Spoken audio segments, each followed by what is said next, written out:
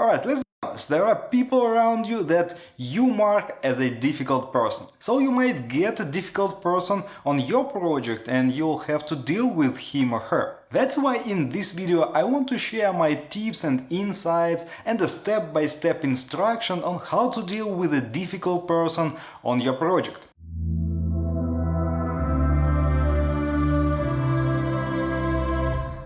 First of all, I want you to be ready to deal with any kind of personal professional problems on your project. It means that you should know about all the possible actions and options that you have while dealing with a person. It means you need to learn all the policies and processes related to human resources. So for example, you need to know whether you can move a person from your project to another project if he or she is a bad fit for this role. Likewise, if something bad happens, can you put a person on a probation period and decide on what to do next based on the performance during this period. Last but not least, you need to learn how to fire a person from a company, because it's usually not an action that you can take on your own. It's a process that you need to get through and you need to get some approvals from your superiors. And I want you to keep in mind that you may learn all these policies and processes, but still there will be people involved like your boss, HR manager or whatever else. So it means you should be a trustworthy project manager and leader. So if you say that this person is difficult and you tried all possible actions,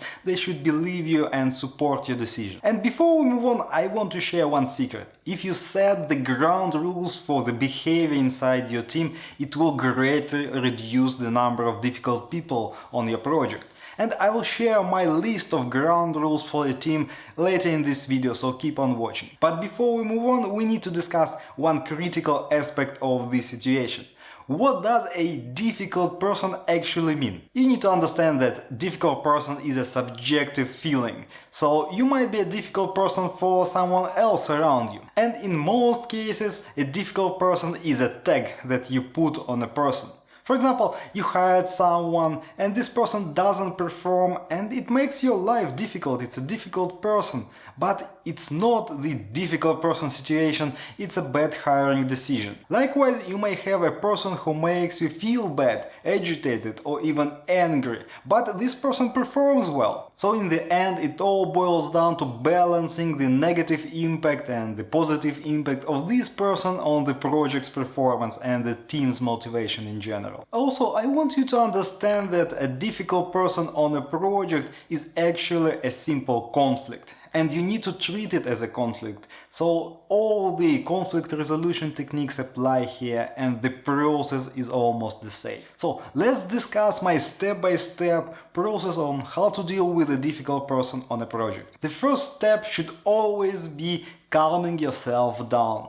You should not take any actions or decisions on emotion. So take a quick walk for 10 minutes on a fresh air or do some breathing exercises, but don't rush into actions. Second step, you need to describe what you don't like about this person, what makes this person a difficult one. You want to separate your personal feelings from professional. As you understand, you can't go to HR manager and say that John is a difficult person, let's fire him, I don't like him. So ideally you want to separate the personality traits and your feelings about this person from the professional traits that makes this person a difficult one. In most cases you want to tie these personal traits to something that is on job description or to make it measurable, like number of times the person got into conflict or break the ground rules or something like that. So it shouldn't be subjective, you should tie it to professional traits that make this person a bad fit for the role that he or she takes. The third step is to analyze the actual impact of a difficult person on a project. So you should ask yourself and give an honest answer, is it only you who is frustrated by this person? Or does this person impact other team members? Does he or she demotivate others because of her behaviors? Does this person reduce the performance of the team, or is he or she a bottleneck because of these behaviors? And in general, you want to assess whether it's a toxic person or whether it's just underperformer, and if you can, make it measurable again. And by the way, good project managers have an issue log, so they log all the instances of bad behavior, of conflicts, and so on, and they try to see if there is a pattern in the behavior of a difficult person. So this step requires quite a lot of leadership, and I think it's a good time to mention the sponsor of this video. By the way, the sponsor of this video is my free resource guide called 5 Critical Areas a Great Project Manager Needs to Master. This PDF provides you access to unique content and tools that I don't share anywhere else. Things like my full guide to leadership, scope and risk management plan templates, and lots of other valuable resources. If you want to be a successful project manager, this guide is for you. The link is in the description below this video. Step number 4 is to approach a conflict directly. You as a project manager should always start the communication. And first of all, I want you to remember that you should avoid blaming this person during the whole process. And in most cases, if you blame a person, he or she gets defensive and it impedes your chances to resolve this conflict constructively. So how do you do it? First of all, you can use the inclusive language, like we sentences.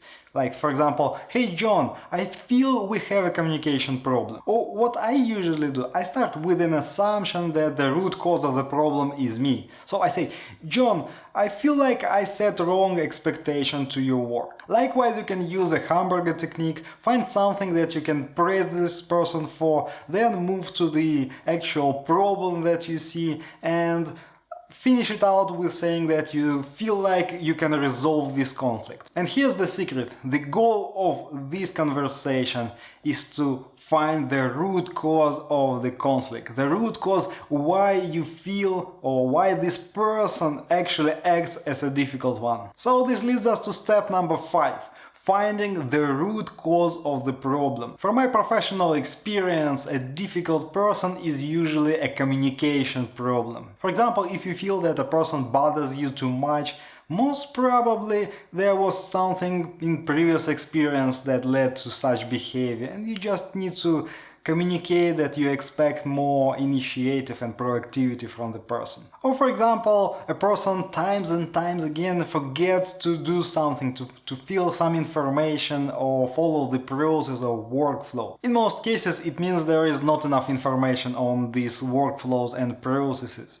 If you told about the workflow for one time, it's not enough. Someone will not remember all the details at once, but they will be afraid to ask for the second time. If you verify that the root cause is not in communication, then the second area that you need to investigate is personal fears and professional insecurities. For example, a person feels insecure in her current role and she is afraid to lose this position, so she will try to act defensively and safe. Usually people don't like it and it doesn't help the performance of your project. Likewise, the person might not have enough skills or experience for the role. For example, you promoted someone to a leadership role, now the person feels insecure in that role.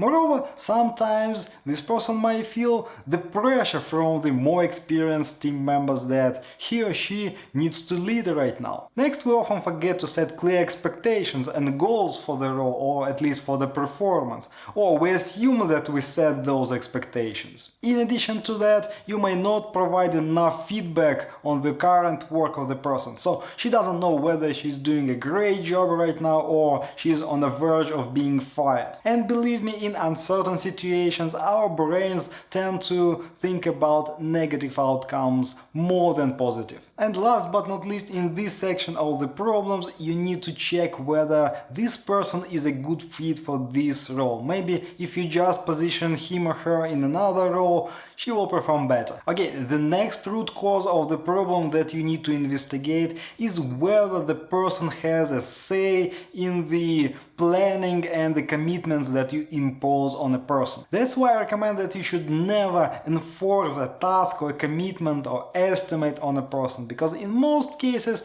they will not act well on that. They will be demotivated and they will feel doomed because you didn't listen to them, but they need to finish the work on time, and if they fail, you won't listen to their reasoning why it happened. The fourth common source of problems is personal life outside of the office. Personal problems tend to translate into the workplace. For example, small kids lead to sleep deprivation, and sleep deprivation leads to irritable person at the workplace. Likewise, family issues, health problems, you name it. All of these will impact the behavior of a person in your project. And last but not least is a personal dislike. And I just want to mention it here because I want to stress it out. It's a very rare case when someone dislikes personally you and they act against you. However, we tend to feel like it's a personal problem and this person doesn't like us, but it's on the surface. The root cause is usually different and you need to find the root cause. Okay, here's another thing I want to mention here. While you are looking for a root cause of a problem, especially with a new person, you should be very mindful about your first impression, because quite often it's wrong. It might be temporary. While the problem goes away, you still put a tag on a person to have that bad trait. And we're getting to step number 6, where you need to develop an action plan on how to make things right.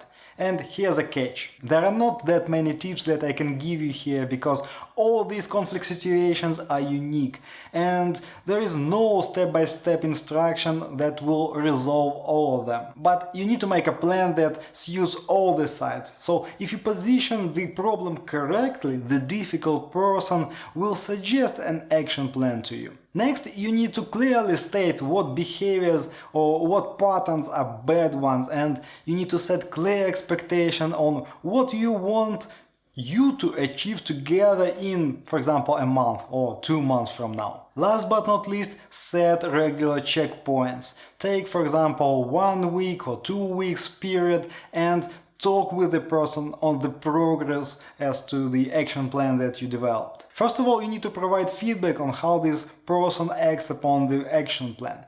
Second, you may need to adjust the plan if you see that it doesn't work. Step number 7 is to validate that the conflict is resolved. You need to validate that the person is not a difficult person anymore, or that you have developed an action plan that will remove the difficult person from the project. Alright, let's put the positive mindset and rainbows and unicorns aside and stop here for a moment.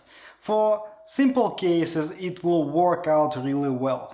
Good people try to be cooperative and they will try fix the problem. But don't assume that you have some superpower to resolve all the conflicts, that you can fix all the people. Sometimes people don't want to resolve these conflicts. Usually I give 2 or 3 attempts for a person to make things right, to follow the action plan that we developed, to make amends with the team members that got into this conflict and so on. But if there are no positive changes, you should start the formal process of removing a person. Sometimes you need to set a probation period, collect the reviews from team members, and provide all this feedback to your superiors. In other cases, you need to ask an HR people to start the process and collect all this information and provide feedback. So in general, it takes time. So you don't want to keep the conflicting person on a project for far too long, because it's demotivating. Especially when the person starts to understand that things are not going well and he or she will soon be fired. Alright, as I promised, here are the ground rules for a project team that everyone should follow, and it greatly reduces the possibility of a difficult person on a project. First of all, everyone should always keep to a professional contact. In no case you allow a team members to get personal and start arguing with each other. I don't allow complaining during the meetings. People should provide solutions to the problems, not just highlighting them. Third, you are not allowed to blame others. If you have some problems with a person, we can resolve it in a personal manner. No need to involve the whole team. And two simple ones. No phone during meetings or any communication within the team. And second, everyone should participate in any discussions or communications. Sound simple? Yes, but believe me, these are the things that irritate people the most. If you fix them, people will not become difficult people. And the last ground rule, and it's specifically for you as a project manager, you should provide encouragements on daily basis to your team members, and you should regularly provide feedback on how each team member works from your perspective.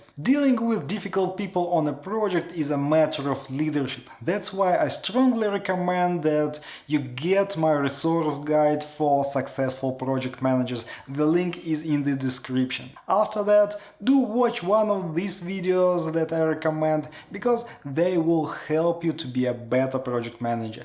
See you next time. Thanks for watching. Bye bye.